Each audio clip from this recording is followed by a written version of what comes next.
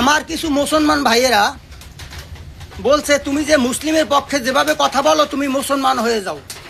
আর আমি যে প্রচুর না আসলে দাদারে মুসলমান ভাই যারা আছে সবাই খুব ভালোবাসে, আমরাও ভালোবাসি, মাঝে মাঝে ভিডিও দেখি, খুব ভালো লাগে ভিডিও মুসলিমকে হইয়া কথা বলে, পরিশ্রম এটাকে করি খুব ভালো লাগে।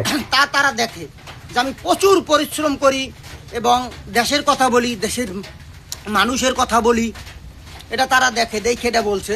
তো বলছে তুমি যদি মুসলমান হয়ে যাও তোমার হয়তো এতটা কষ্ট করতে হবে না, তুমি আরামে আয়াসে জীবনযাপন করতে পারবা।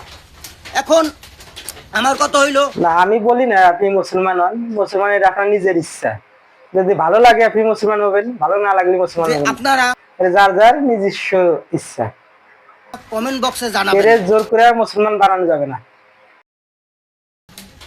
আমার কি করা উচিত। অন্তত মিনিমাম আমি 5 লাখ লোকের মতামত নেব। আর ফলো দিয়ে শেয়ার করে আমার পাশে থাকবেন এবং এইটার মতামত আপনারা কমেন্ট বক্সে জানাবেন। ভালো তাহলে আপনারা কমেন্ট বক্সে সবাই জানান, না হলে 5 লাখ মানুষের মতামত লাগবে, তাহলে দাদা সুস্থ মুসলমান থাকবেন, হবে কি নিরাপদে হবে না আপনারা শেয়ার করেন আর মতামত জানান। থাকবেন, নিজের শরীরের প্রতি যত্ন নেবেন, দেশের কথা ভাববেন।